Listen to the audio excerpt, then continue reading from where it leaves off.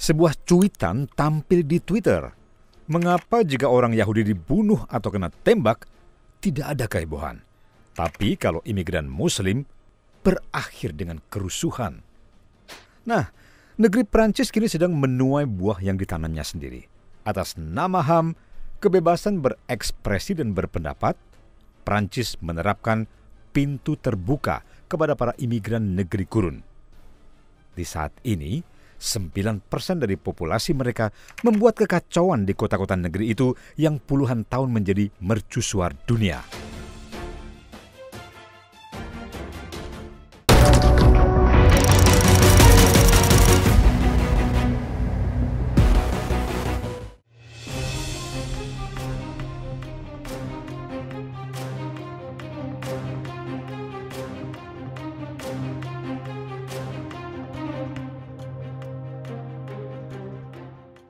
Pihak keamanan Prancis harus mengerahkan 45.000 polisi untuk memulihkan ketertiban.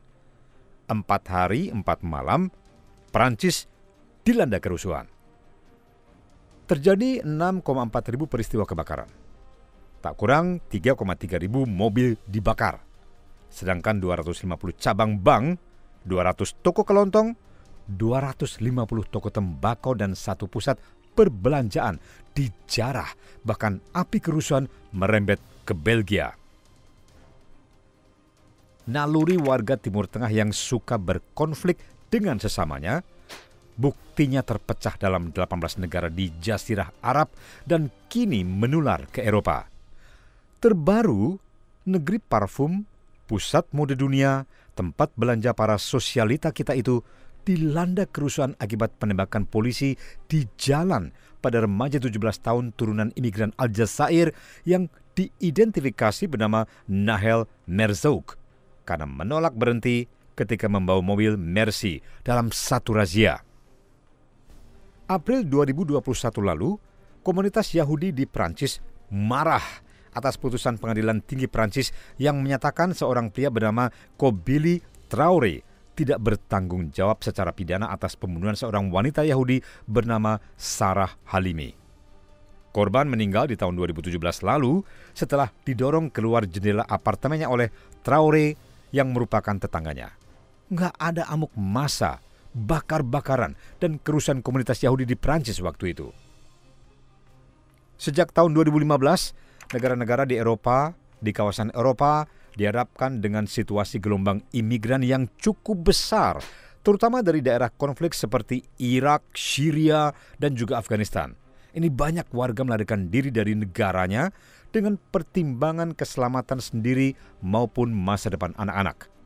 Mereka memilih meninggalkan negeri sendiri dan lari ke luar negeri sebagai tempat tinggal baru yang aman dan damai bagi mereka. Sebagian dari mereka memang mengungsi ke negara Islam untuk sementara. Tapi benua Eropa menjadi tujuan utama bagi kaum imigran untuk memperbaiki masa depan. Negara-negara di benua Eropa mewakili gambaran negara maju, makmur, aman, dan damai. Pendidikan terjamin untuk anak-anak dan menjanjikan kehidupan yang lebih baik meski dihuni kaum yang dicap sebagai kafir. Selain itu, ada kebijakan keterbukaan Eropa, khususnya Prancis dan Jerman, yang tidak keberatan untuk menerima imigran. Bahkan Angela Merkel menyambut sendiri kedatangan para imigran itu.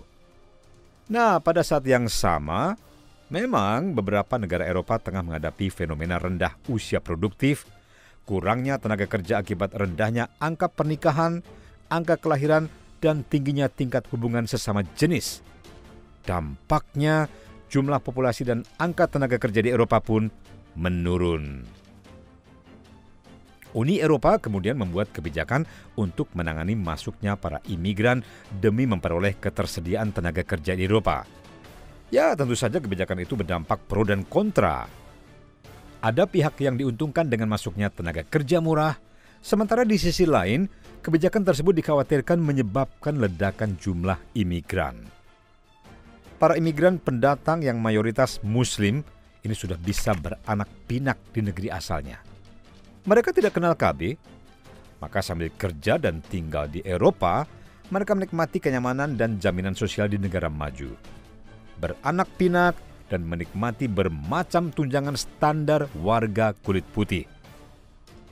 Dalam perkembangannya, ketika jumlahnya semakin banyak, tuntutan baru mulai muncul. Bukan hanya lapangan kerja dan tunjangan kesejahteraan, melainkan rumah ibadah, bahkan menuntut penerapan syariat Islam di sejumlah kota. Ini menimbulkan ketakutan baru di tengah warga negara Eropa yang mayoritas sekuler, selain ketakutan oleh penyusupan dan teror ISIS. Memori kelam sejarah Perang Salib, jatuhnya sebagian negara ke Eropa ke penguasa Islam, menyeruak berakibat timbulnya fobia terhadap Islam dan xenofobia di negara-negara Eropa. Maka mulai ada penolakan Eropa terhadap kedatangan imigran Timur Tengah. Perdana Menteri Slovakia Robert Fico misalnya menyatakan para imigran korban perang Timur Tengah dapat membahayakan perkembangan Eropa. Selain berpotensi merebut lapangan pekerjaan, juga menggeser posisi pribumi Eropa. Lidah belum kering ketika kerusuhan imigran meledak di seantero Prancis, merusak fasilitas umum, membakar dan menjarah toko-toko, bahkan merusak monumen warga Yahudi yang tak ada kaitannya dengan tewasnya bocah 17 tahun itu.